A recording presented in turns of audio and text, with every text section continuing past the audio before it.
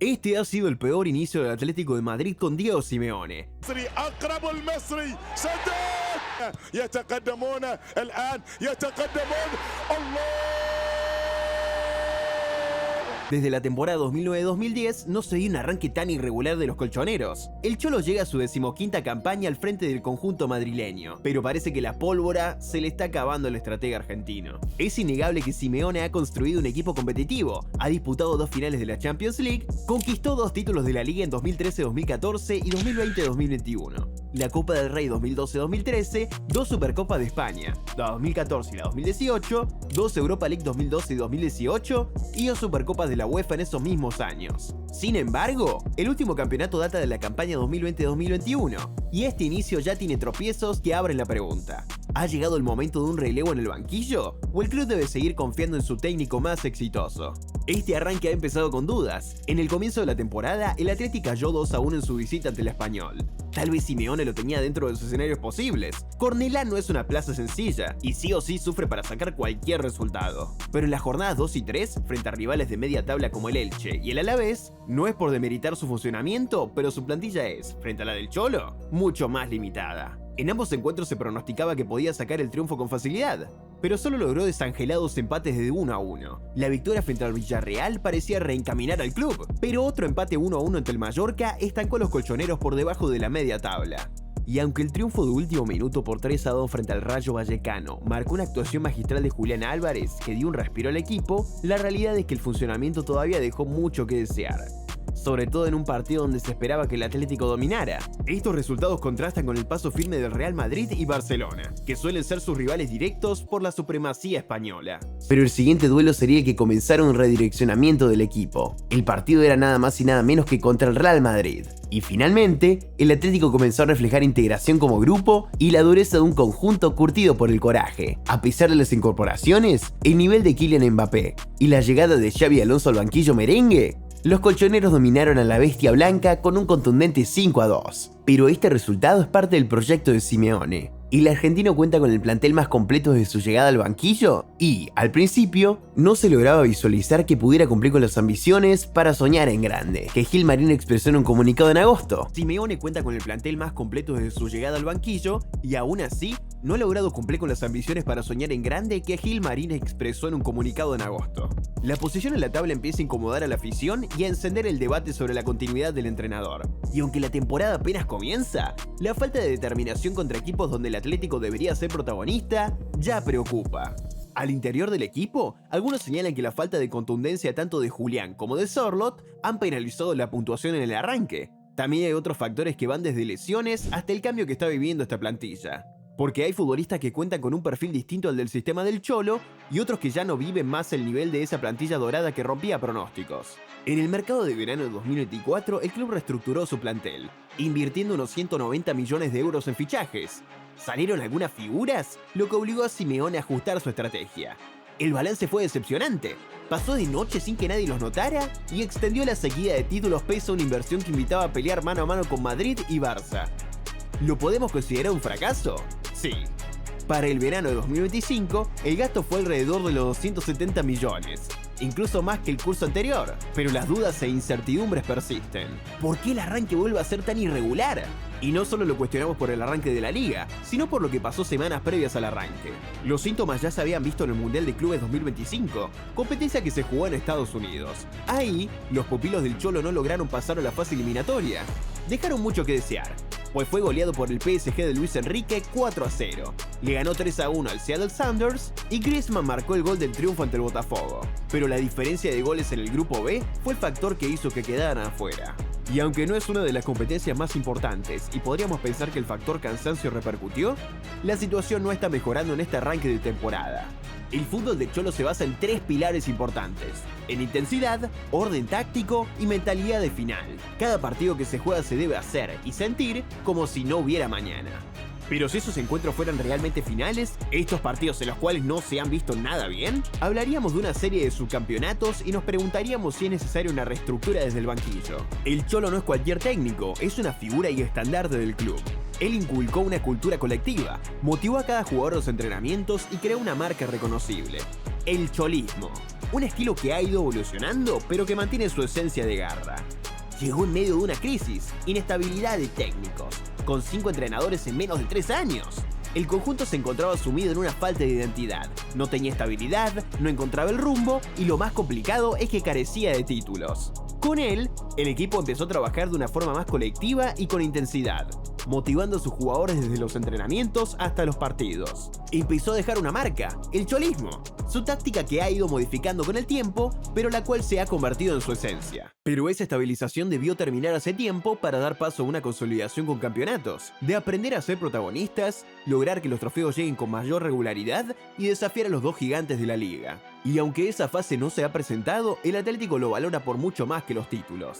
Como él ha reconocido en numerosas entrevistas, él es quien se hace responsable y da la cara por los resultados que el equipo da sobre el campo. Al interior del club, se reconoce que su función como escudo para desviar la atención de la directiva es un factor altamente valorado. Lo mismo sucede con su capacidad para manejar las derrotas, tomándolas con calma y confiando en la eventual adaptación y mejoría del funcionamiento del equipo. Porque si hay algo que Simeone ha logrado imprimir es su sello único que parte de su propia personalidad. Esa personalidad viene de su etapa como futbolista. El Simeone jugador fue mediocentro defensivo que peleaba y se caracterizaba por su dureza, por ser un guerrero y líder. Se forjó en Vélez y triunfó en España, con el Sevilla, y en 2 etapas con el Atleti, las cuales son muy recordadas por los títulos conseguidos en la Liga y la Copa de España. También pasó por Italia, con el Inter y Lazio. Con la selección argentina disputó 3 mundiales, ganó 2 Copas América, la del 91 y 93, y la Copa Confederaciones de 1992. Jugaba y peleaba cada balón como si fuera el último. Exactamente la filosofía que hoy exige a sus pupilos. Tras colgar los botines en 2006, dirigió a Estudiantes de La Plata, en donde fue campeón en el Clausura 2006 ante Boca Juniors, y terminó con una sequía de 23 años del club sin conseguir un título. Además, ya como timonel de River Plate, logró consolidarse en el Clausura 2008. Credenciales que lo llevaron al Atlético de Madrid en el 2011. Ya en su era como técnico colchonero, su mayor obra maestra sigue siendo la temporada 2013-2014, el año dorado para el equipo, cuando rompió la hegemonía de Madrid y Barça. Pero ese gran logro llegó gracias al trabajo que venía haciendo años previo, en donde empezó a mejorar.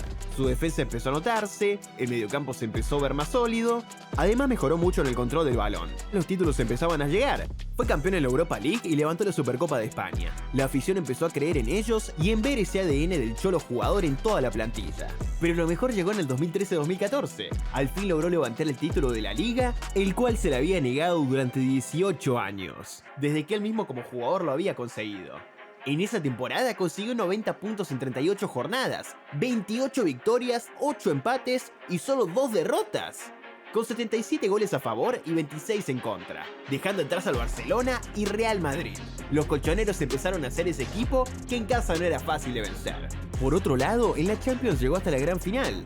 Después de haber ganado 9 partidos y empatado 3, dejó a grandes equipos en el camino.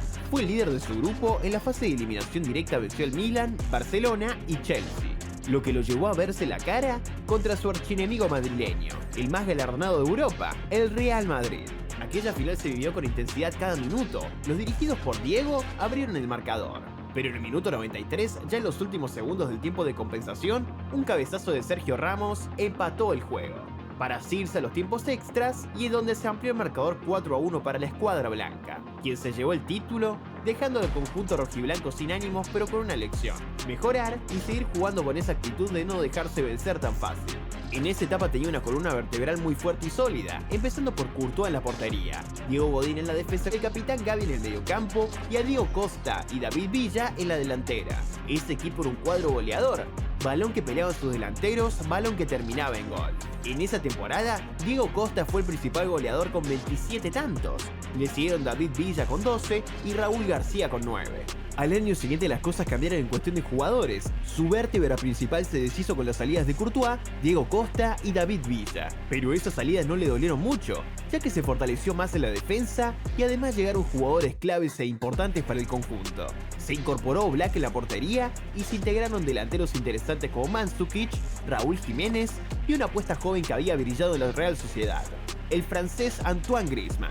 Aunque los resultados no fueron como el año anterior, eran competitivos. Ganaron la Supercopa de España y Griezmann se consagró como un referente del equipo, un joven que hacía la diferencia por su velocidad y esencia goleadora. Hoy, el francés está más cerca del retiro, y aunque su cuerpo ya no da para jugar 90 minutos, sigue demostrando que hace la diferencia en el terreno de juego, como lo demostró en el Mundial de Clubes. Los años siguen pasando, al igual que jugadores que han pasado en el equipo y han dejado marca. Pero eso no ha sido pretexto. Simeone es un técnico que no se agota. Es alguien que busca cómo ajustar al equipo que se ha visto marcado por salidas importantes y lesiones. Él siempre saca lo mejor de todos. Y si para hacerlo tiene que modificar su esquema, lo hace.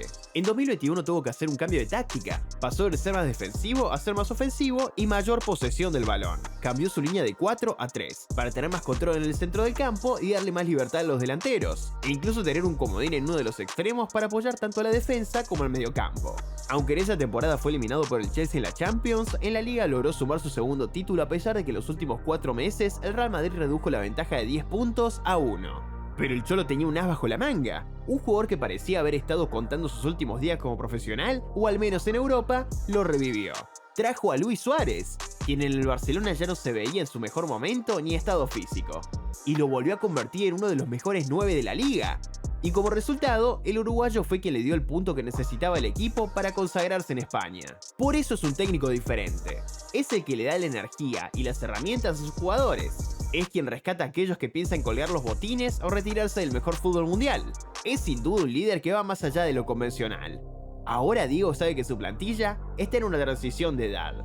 Es madura, pero también empieza a llegar sangre nueva. Incluso para el propio Simeone los años han pasado. Llegó de 41 años a dirigir al equipo, siendo parte de esta terna de técnicos que llegaron a revolucionar los banquillos del fútbol internacional.